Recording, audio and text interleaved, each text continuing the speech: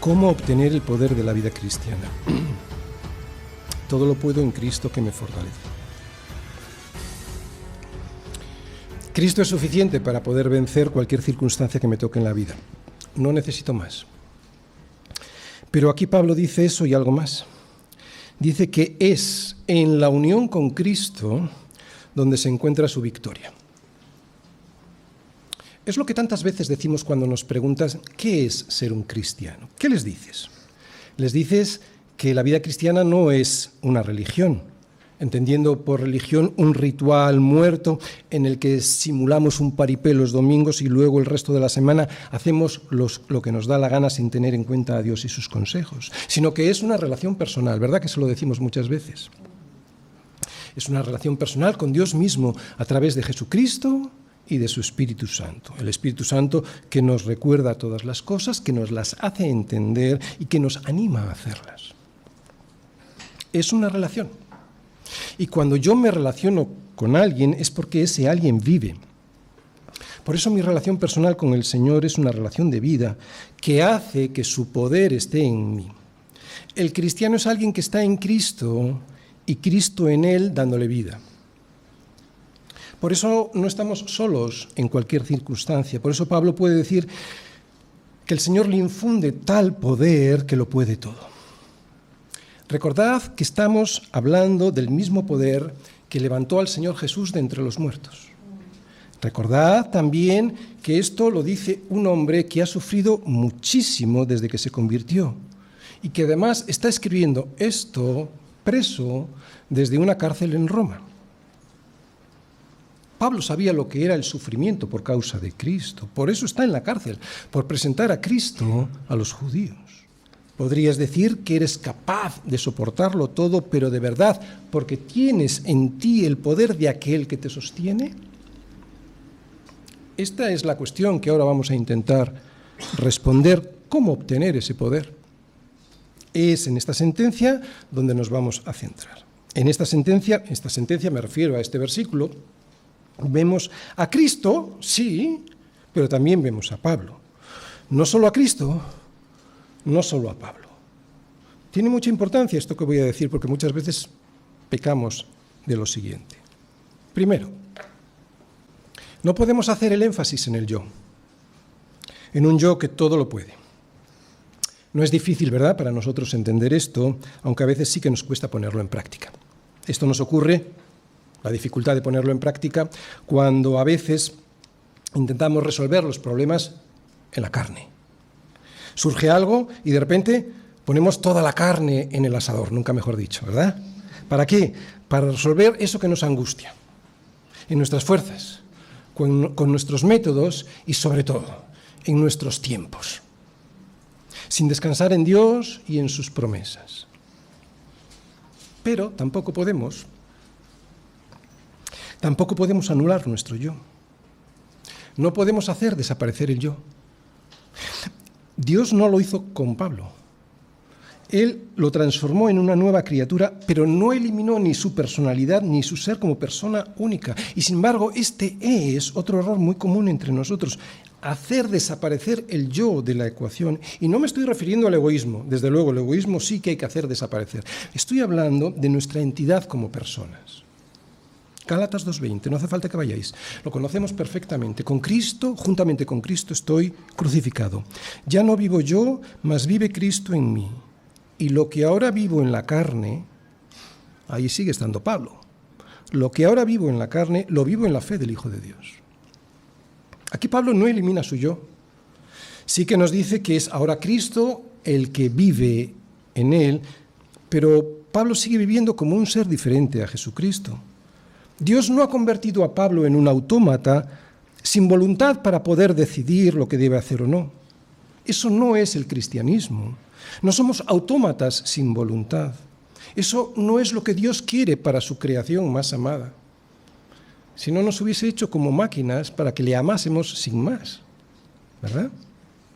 Entonces, ¿cuál es la posición correcta? Bueno, pues la más sencilla, es un equilibrio entre las dos posiciones. La vida cristiana no es una vida que vivo por mí mismo, en mis propias fuerzas. No es una vida en la que Cristo queda eliminado o una vida en la que Él aparece como un complemento que me adorna y que me hace más aceptable moralmente ante mí mismo y ante el resto del mundo. No es esto. No voy en mis propias fuerzas, eso no es la vida cristiana. Pero tampoco me quedo cruzado de brazos, esperando que Cristo lo haga todo. Y es donde a veces fallamos.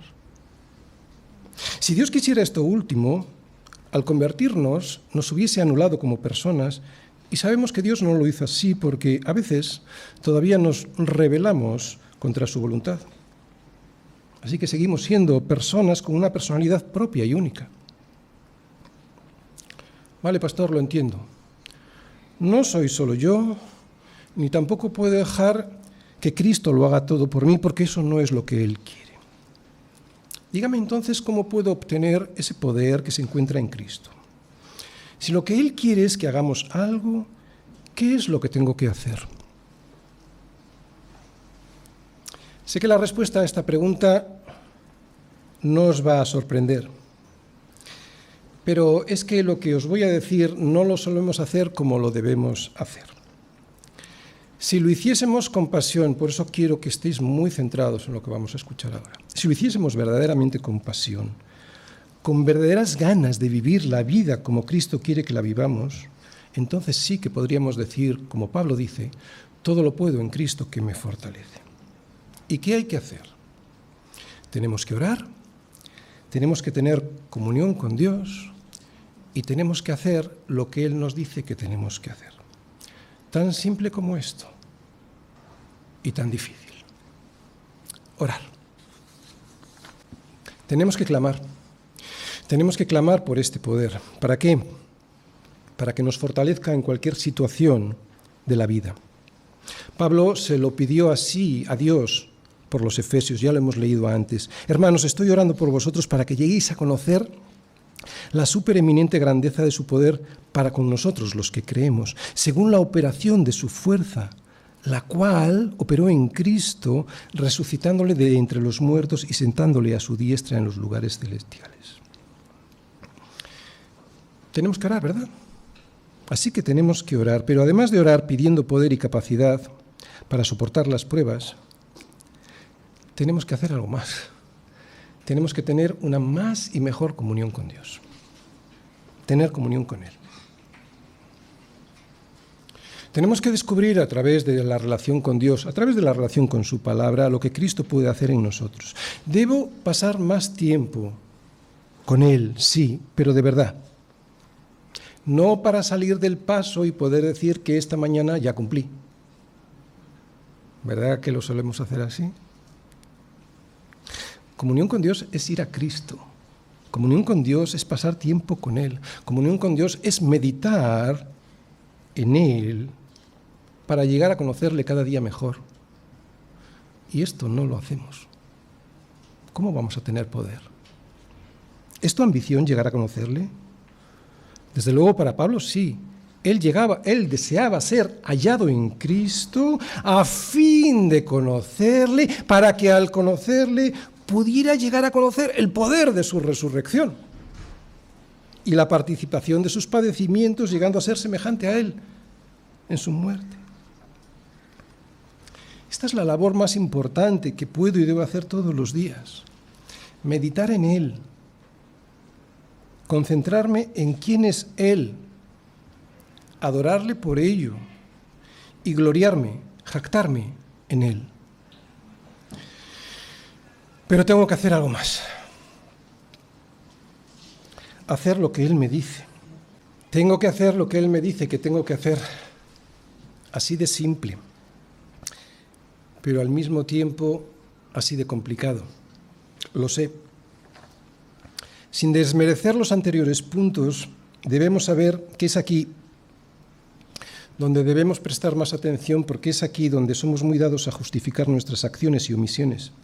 Siempre encontramos algo que lo justifica todo, para no hacer lo que Dios dice que tenemos que hacer. Y no solo debemos hacer lo que el Señor nos dice que tenemos que hacer, es que además tenemos que huir de los sitios en donde no debemos estar. Muchos de ellos no tienen por qué ser lugares contraindicados para nosotros, pero tenemos que conocernos. Tenemos que conocernos y saber que, aunque todo me es lícito, no todo me conviene. Que aunque todo me es lícito, no todo me edifica. Es muy importante hacer lo que tenemos que hacer porque en la vida cristiana no hay atajos.